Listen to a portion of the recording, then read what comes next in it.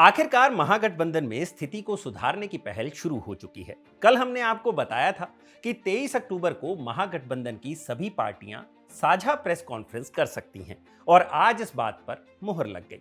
कांग्रेस ने अपने वरिष्ठ नेता और राजस्थान के पूर्व मुख्यमंत्री अशोक गहलोत को इन विवादों को सुलझाने का जिम्मा दिया है।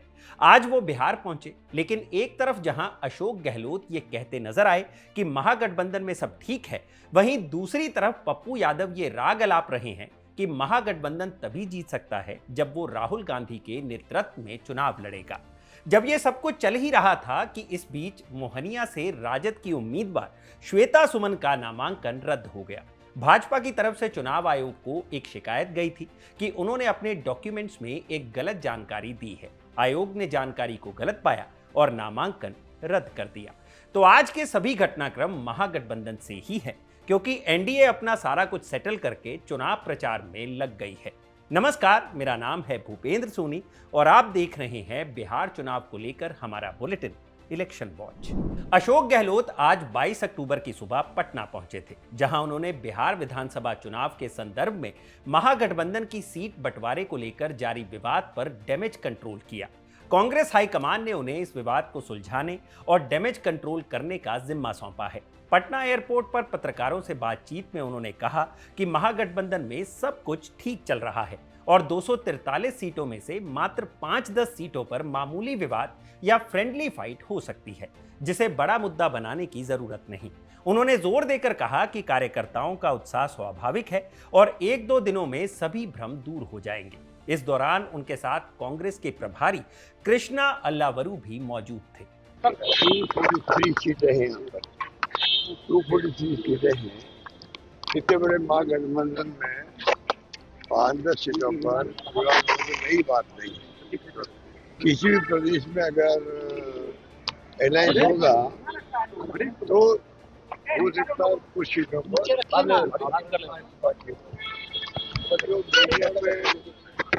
बहुत ज्यादा ही आ गया। ऐसा आ गया जैसे कि पता नहीं क्या हो गया, गठबंधन का क्या होगा, ऐसी स्थिति है नहीं। तमाम काम बहुत स्मूथली चल रहे हैं।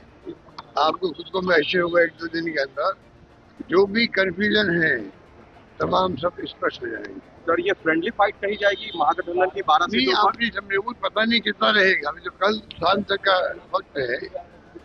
मैंने कहा 243 सीटें हैं, उसमें 5-10 सीटों पर कार्यकर्ता भी उत्साह में होते हैं, लोकल परिस्थिति होती है और फ्रेंडली फाइट अगर माना जाता है तो कई राज्यों में जहाँ अलायंस हुए हैं वहाँ ये संभावना होती है, वो इसको बहुत बड़े रूप में देखने होता है। और सर, ये एनडीए में नहीं हुई सर, एनडीए में नहीं हुई और यहाँ महागठबंधन में हो गया सर। स्थितियाँ सर कैसे लोग समझे कि सब कुछ सही है? ज्यादा झगड़े हैं। इस पे मैं कुछ कहना चाहता हूँ। माइक नीचे कर लीजिए, थोड़ा सा नीचे कर लीजिए, आपको भी आसानी होगी।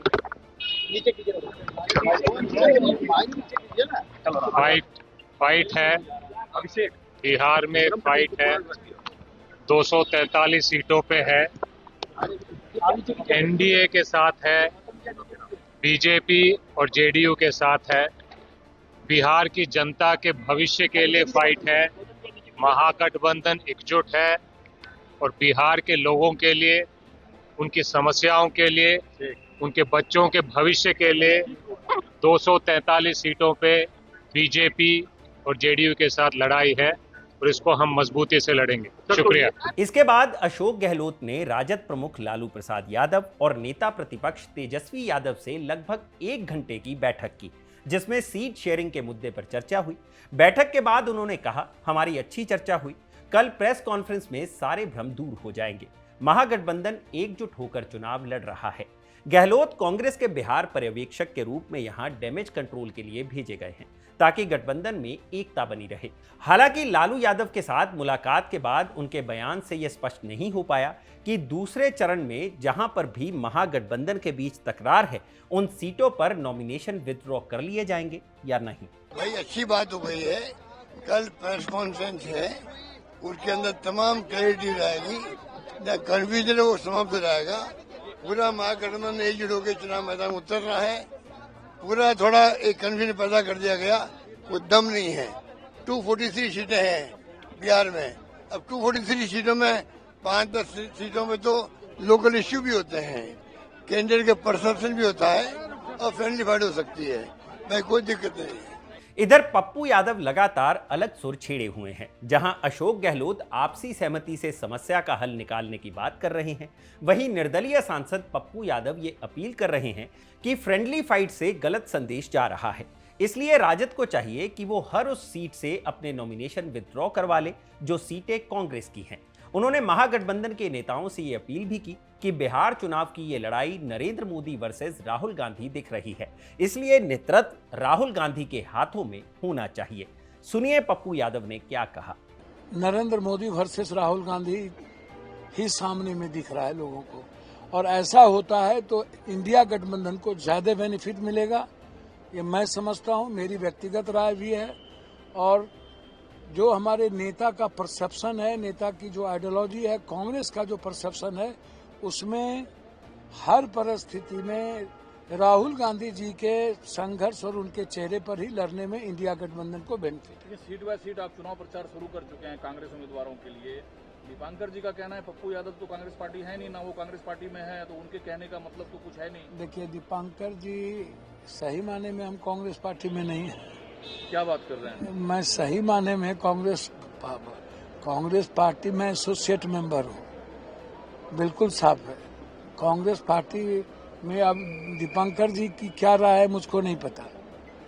मैं इतना जानता हूँ, मैं कांग्रेस आइडियोलॉजी, कांग्रेस नेतृत्व के साथ खड़ा हूँ और बिहार के इंडिया गठबंधन के जीत के लिए कंप्लीट रूप से दीपांकर जी को भी पता है कोई एक नाम खड़ा है तो वो पप्पू यादव है। एक तरफ जब ये सब चल रहा था तो मोहनिया में चुनाव आयोग ने राजद उम्मीदवार श्वेता सुमन का नॉमिनेशन ही कैंसिल कर दिया।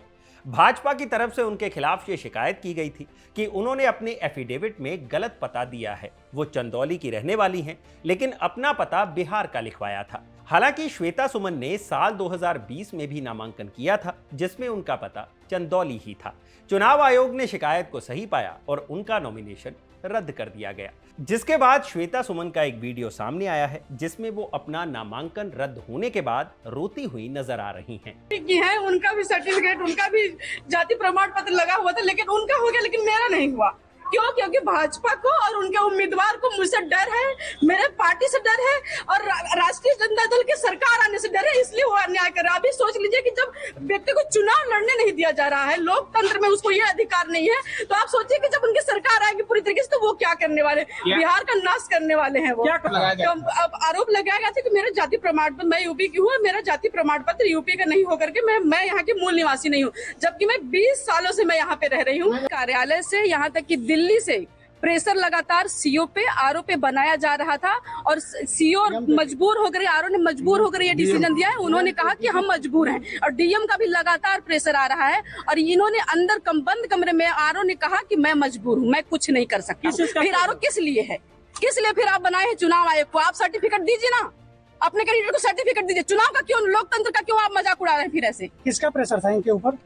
भाजपा का प्रेशर है, अमित शाह का प्रेशर है, मोदी जी का प्रेशर है, किसका प्रेशर नहीं है? यहां से भाजपा की उम्मीदवार है संगीता कुमारी। संगीता कुमारी साल 2020 में राष्ट्रीय जनता दल के सिंबल पर विधायक चुनकर आई थी, लेकिन चुनाव की घोषणा के बाद उन्होंने राजद से इस्तीफा दे दिया और अब भाजपा के टिकट पर चुनाव लड़ रही हैं।